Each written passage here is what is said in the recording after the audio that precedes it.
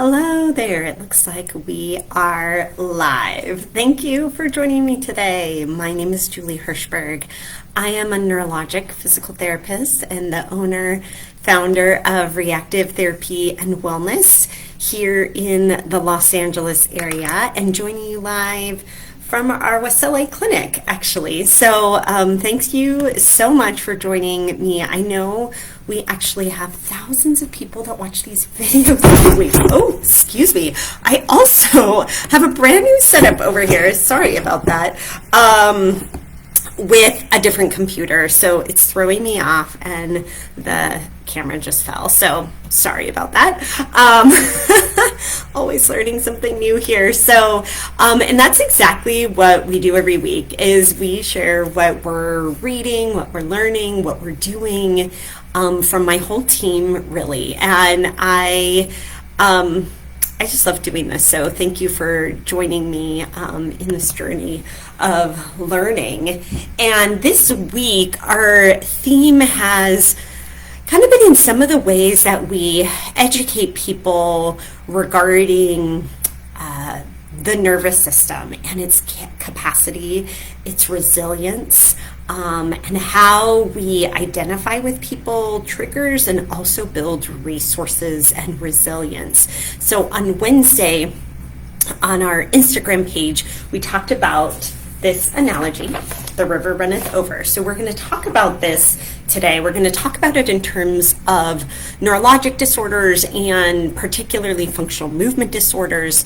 We're going to talk about triggers. So what are some of the common triggering events or changes in our body and nervous system that can bring along up neurologic symptoms, and how we might help somebody explore building their own sandbags of resilience, and this is what we have along our riverbank. So I want to start by talking about a functional movement disorder, because if you're new to us and haven't heard that term before, it could be kind of confusing.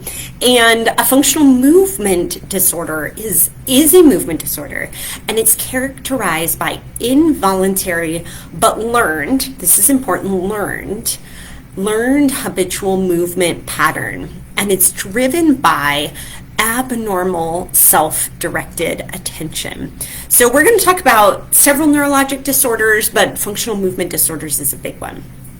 And so we want you to know what that is if you're not familiar with the term. What's important in a functional movement disorder is it's not due to an isolated or focal neurologic lesion, but in the connectivity or the function of the nervous system. That's where it gets its name, functional.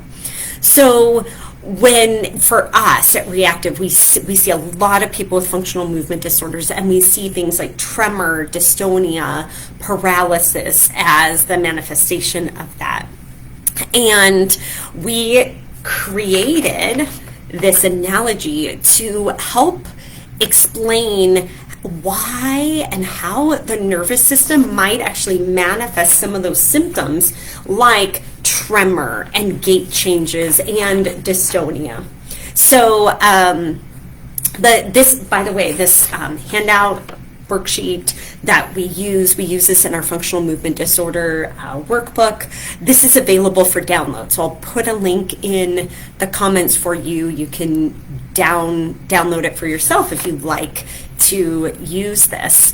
And what is really important in all neurologic disorders, but especially in functional movement disorders, is to understand what might be a triggering event or an accumulation of triggers.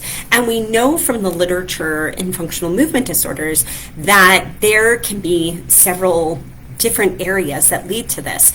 We see a lot of people, for example, who've had a concussion and it triggered this, or multiple concussions. We see it after a physical injury. We see it after a neurologic disorder, so like after a diagnosis of Parkinson's or multiple sclerosis. We can see it trigger with sleep deprivation. We can see it triggered during a very stressful time or event. We could see it triggered after a surgery.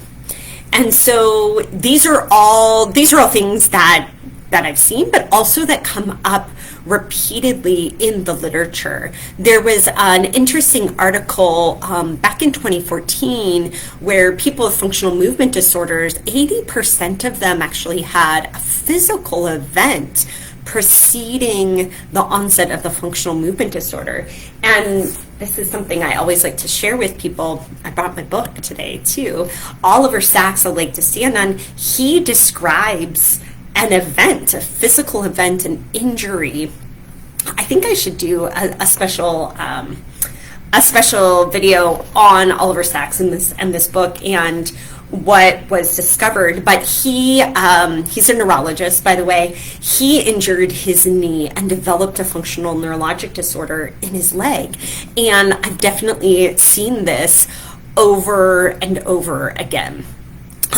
In that same article from 2014, they also found that a trigger could be pain. This is a big one. A reaction to medication, surgery, an episode of syncope or a panic attack. And these all could be triggers.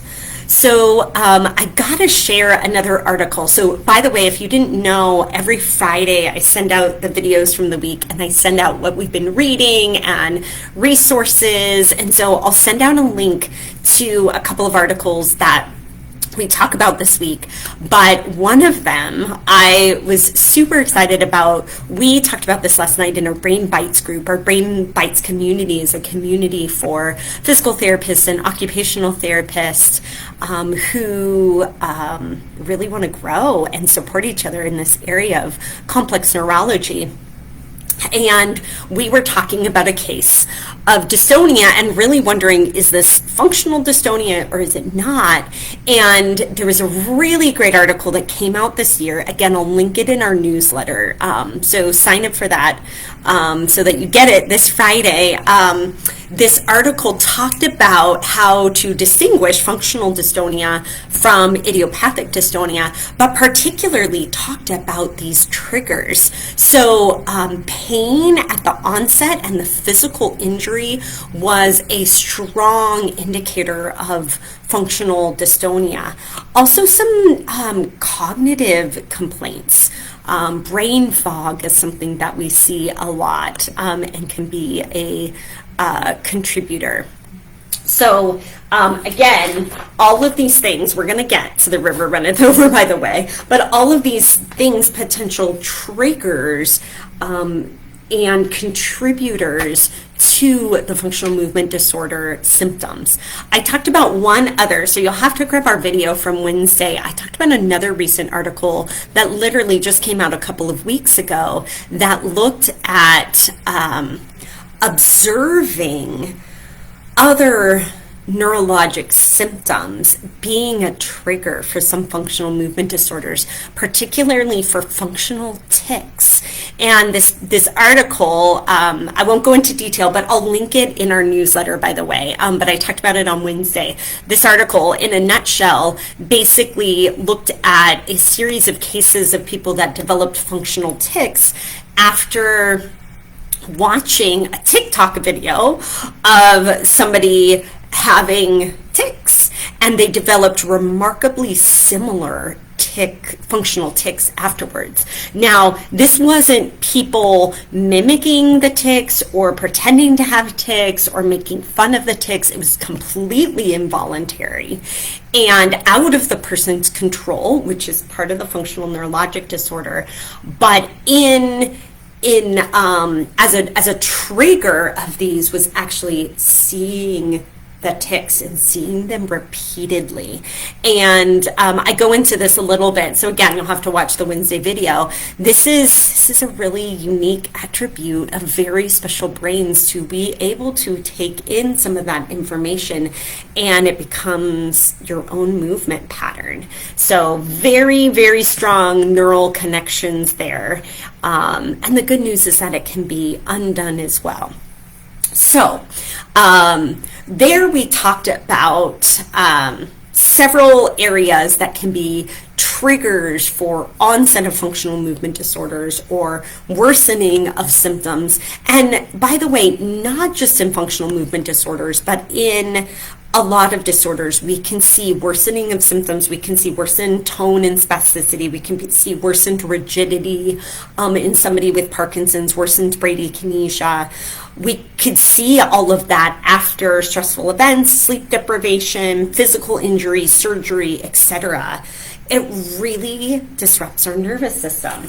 And this is where one of the first things that I'll bring out often when I'm talking to people about the disorder is the river runneth over. So if we think of our nervous system as the river, and these things like I talked about, physical injury, sleep deprivation, stress, fatigue, trauma, surgery, any of those things contributing to the overall activity in the nervous system, excitability in the nervous system, the river only goes so deep and so wide to contain that.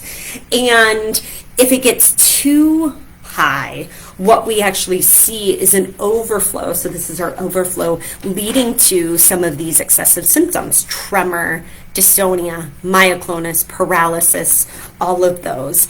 And what we do in therapy is really help guide the person in identifying and building up, shoring up the riverbanks. That could be placing sandbags, it could be digging the river a little deeper. And one of the biggest pieces is actually controlling the trigger pieces. So that's one of the first roads that will go down is what do you see and what can be controlled.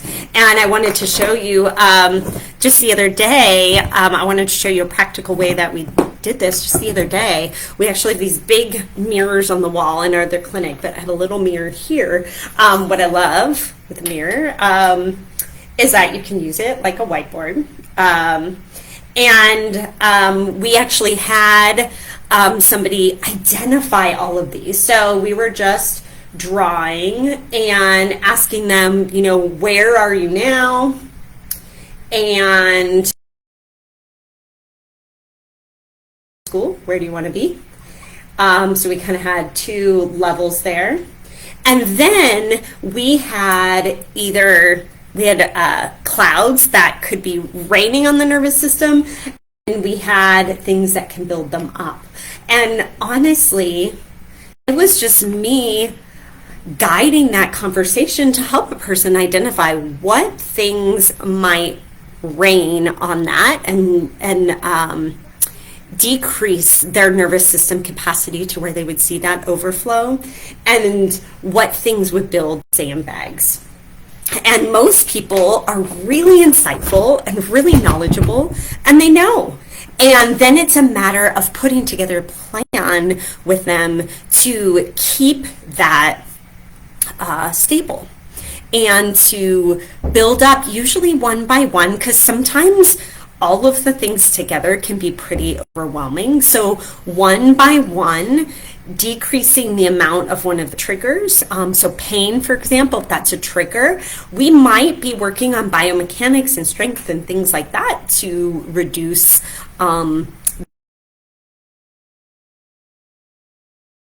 we one at a time. Let's work on sleep this week, for example, and then we'll also start building those sandbags. And I wanted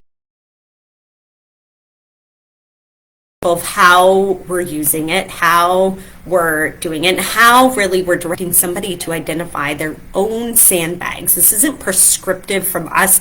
I would say most people I work with have the wisdom inside themselves, and then just a little direction, a little coaching. And I wanted to show you this, by the way, too. So these are some of the common neurologic triggers in different areas. And so when we're helping to understand and helping the person understand what those common triggers are, we want to look in all of these major areas. So just like our other pie charts, motor control, sensory triggers, psychosocial, lifestyle, autonomic, and physical limitations. We talked about things like pain. That's a physical piece. It might be neuropathic pain, it might be pain at the tissue. Then motor control. So transitions from between different environments and movements might be another. Sensory is a big one, so visual, vestibular, sound, somatosensation or proprioception, taste, smell. All of those might be triggers. Psychosocial is a really big area as well. So trauma, anxiety, depression, the stress response, maybe a sense of lack of control or autonomy, social isolation and loneliness. And that's a really big one during this COVID time. And oh, Katie, I appreciate you so much. Katie just shared in the comments today she's 1 month seizure free because y'all, and Katie had an amazing team at our Torrance clinic. Y'all taught me how to identify my sandbag and my river is under control. And that actually brings chills to me, Katie. Thank you for sharing that, because I think regaining control is such a big piece, right, Katie? And I love how you said that you identified your sandbags and your river is under control. So yes, we were coaches along that path. We helped you maybe discover some things, but you did it. And you regained the control, because I think when you've had a neurologic disorder and involuntary movements, seizures, you feel very out of control and you don't have control over it. And so regaining that control, so us as therapists, this is, I think, is such an important piece, is that we're really guiding a person on a self-healing, self-control journey where they don't need me. I'm not putting the sandbags in, right? Like, Katie, you're doing this on your own. And we helped identify those key areas, right? So particularly autonomic, sensory motor control, physical, psychosocial, lifestyle. We help identify, we can test those things out and help identify those sandbags, but you're doing it, which is so amazing. Thanks for being here too, Katie. That's so awesome. And there's the thing, I think Katie brings a great example with this. Also, you can regain that control, you can have full recovery, and because you now understand your nervous system, your triggers, your sandbags, you can maintain it. I'm not saying it's easy. It takes work, right? But you can be seizure free and have recovery. So, Katie, thanks for hopping in and sharing that. I appreciate you so much, and I hope you also found this helpful. How we've used the River Runneth Over and how we identify triggers and help people build sandbags. So I told you I'd pop in a couple of links in here. So I'm going to share the articles that we've been reading this week so you can join our newsletter if you're interested in that. And if you too want to use the River Runneth Over analogy, we've got that handout that you can just download yourself and use it. So I'll put that link in here as well. And I want to just thank you so much for joining me today and really really thankful for you all, for how much I learn from you all, and for this community. So thank you so much. Have a wonderful day, a wonderful weekend, and I will catch you next week.